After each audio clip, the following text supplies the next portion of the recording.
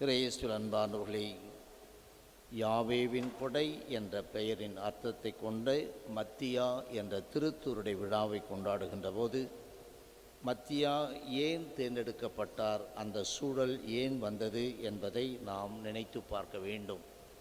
முதல் வாசகத்திலே யூதாஸ் இஸ்காரியோத்து, அவரை கடவுள் இயேசு எப்படி தேர்ந்தெடுக்கின்றார்? இரவு முழுவதும் ஜெபத்தில் கழித்த பிறகு தன்னை பின்தொடர்ந்து வந்த சீடர்கள் மத்தியில் ஒவ்வொருவரையும் பார்த்து பெயர் சொல்லி அவர்களை அழைக்கின்றார். அவ்வாறு 12 வரை அழைக்கின்றார். அந்த 12 பேரில் யூதாஸ் இஸ்காரியோத்தும் ஒருவன். ஆனால் அவனுடைய அந்த 12 பெயர்களுடைய அட்டவணை கொடுக்கின்ற போது நான் அடிக்கடி சொன்னதை போன்று துரோகியாக மாறிய யூதாஸ் இஸ்காரியோத்து, மற்ற பெயர்கள் எல்லாம் அப்படி இருக்கும். யூதாஸ் இஸ்காரியோத்துக்கு மட்டும் இந்த அடைமொழி கிடைத்துவிடும், துரோகியாக மாறிய யூதாஸ் இஸ்காரியோத்து. அந்த செயலால் தான் அவன் அப்படிப்பட்ட நிலைக்கு சென்று விடுகின்றான். அவரை பற்றி தெரிவாக இந்த முதல் வாசகத்தில் நாம் பார்க்கின்ற அன்பானவர்களே, இவன் எப்படிப்பட்டவன்? இயேசுவை கைது செய்தவர்களுக்கு வழிகாட்டி. இயேசு யார்? தந்தை கடவுளுடைய ஒரே மகன், நம்மை மீட்க வந்தவர்.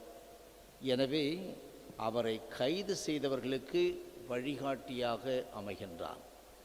நன்மையை அழிக்க நான் எப்போதாவது வழிகாட்டியாக இருந்திருக்கின்றேனா, தொடக்க புள்ளியாக இருந்திருக்கின்றேனா என்று சிந்தித்து பார்க்க வேண்டும்.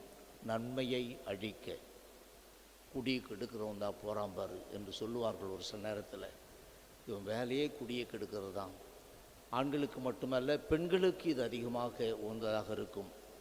கதைகளை பரப்பிவிட்டு அடுத்தவர் குடும்பத்திலே குழப்பத்தை உண்டாக்கி அந்த குழப்பத்தின் உச்சியிலே அது வீழ்ந்து போய்விடும் அந்த குடும்பம்.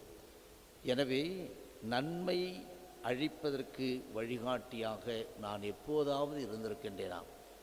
நாம் நிறைய நேரத்தில் நான் எவ்வளவோ நல்லவன், என்னுடைய செயல்பாடுகளில் சிறந்தவன் என்று நமக்கு நாமே சர்டிஃபிகேட் கொடுத்து விடுவோம். ஆனால் கொஞ்சம் கொஞ்சமாக துருவி பார்த்து நமது செயல்பாடுகளை எல்லாம் எண்ணி பார்க்கின்ற போது அப்படியே நின்றுக்கிட்டே இருப்பான்பா, அப்படி கிள்ளி போட்டு போயிடுவான்பா அம்பாட்டே, அப்புறம் அது பற்றிக்கிட்டு எரியும் என்று சொல்லுவார்கள். நம்முடைய செயல்பாடுகள் எப்படியாவது எப்போதாவது அப்படி இருந்திருக்கிறதா என்று எண்ணி பார்ப்போம். அடுத்தபடியாக தாவீது உரைத்த முன்னுரை அது நிறைவேறுகிறது, இவனில் நிறைவேறுகிறது. திருப்பாடலில் அது இருக்கிறது. அவன் வீடு பாழாய்ப்போவதாக, பாழாகிவிடும். அதோடு அதில் எவரும் குடிபுகாதிருப்பாராக. ஒரு சில ஊர்களில் சென்று பார்த்தால் அப்படி பாழடைந்த வீடுகள் இருக்கும். எல்லா இடத்தையும் வாங்குவார்கள், அதை யாருமே வாங்க மாட்டார்கள். எனவே அப்படிப்பட்ட ஒரு தலைமுறையை நான் உருவாக்குகின்றவனாக இருக்கின்றேனா? சிந்தித்து பார்ப்போம். நான் என் வீடு பாழாய் போகட்டும், அதில் யாரும் குடிபுகாதிருப்பாராக. நான் இருக்கின்ற இடத்திற்கு யாரும் வராமல் போவது.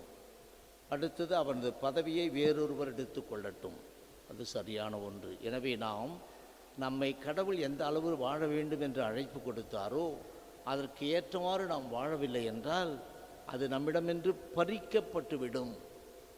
3 ஆண்டுகளாக இந்த மரத்திலே நான் கனியை தேடுகின்றேன், எனவே இது கனி கொடுக்கவில்லை, எனவே இந்த மரத்தை வெட்டிவிடும். ஏன் வீணாக இடத்தை அடைத்து கொண்டிருக்கின்றது என்று கனி தராத அத்திமரத்தை பார்த்து ஆண்டவர் சொல்லுவார். எனவே அதே போன்று நானும் கனி தரக்கூடியவனாக இருக்கின்றேனா? இல்லை என்றால் என்னிடமிருந்து பறிக்கப்பட்டு வேறொருவிடம் கொடுக்கப்பட்டுவிடும். எனவே அன்பானவர்களே, இப்படிப்பட்டவராக இருக்கக்கூடிய, கொடுமை படைத்தவனாக இருக்கின்ற அந்த இடத்திற்கு நான் ஐயோ எனக்கு வேணாம்ப்பா, அந்த இடம் வேண்டாம்ப்பா, அவன் கொடுமையானவன், அந்த இடத்துக்கு அப்படி பார்க்காமல் அந்த இடத்தை மிஞ்சிய அளவில் அதை நிரப்புகின்ற தன்மை கொண்டவனாக நான் என்னை மாற்றிக்கொள்ள வேண்டும்.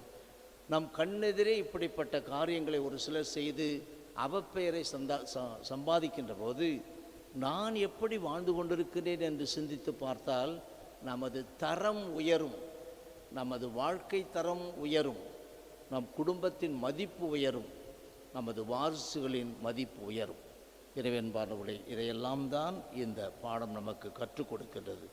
அடுத்தபடியாக அவருக்கு பதிலாக தேர்ந்தெடுத்த அந்த மத்தியா, அவரை குறித்த குறிப்பு என்ன?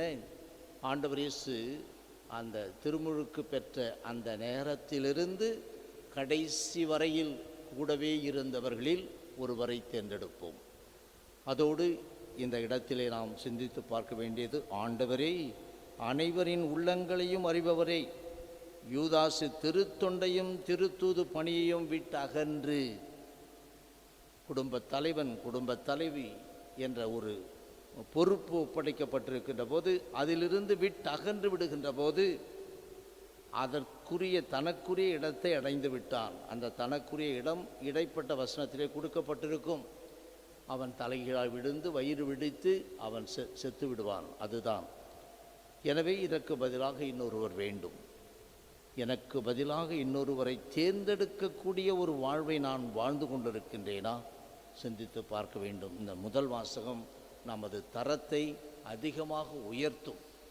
தினம் தினம் கோவிலுக்கு வருகின்ற நமக்கு இறைவன் ஒவ்வொரு நாளும் ஒரு ஊட்டச்சத்தை கொடுத்து கொண்டே இருக்கின்றார்.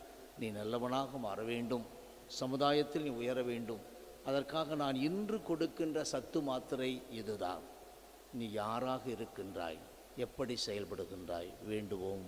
ஆமென்.